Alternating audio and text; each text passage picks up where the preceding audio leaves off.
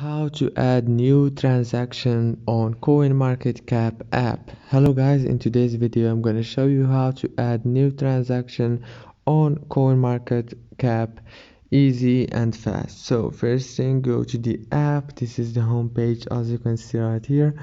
Now all what you have to do is go down and choose this option right here of the portfolio and go to your portfolio.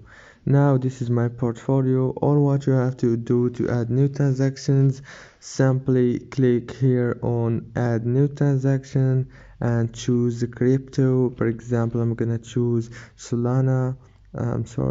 Click Solana, and now as you can see you choose how much you want to invest and click add transaction right here. If this video was helpful, please don't forget to like and subscribe.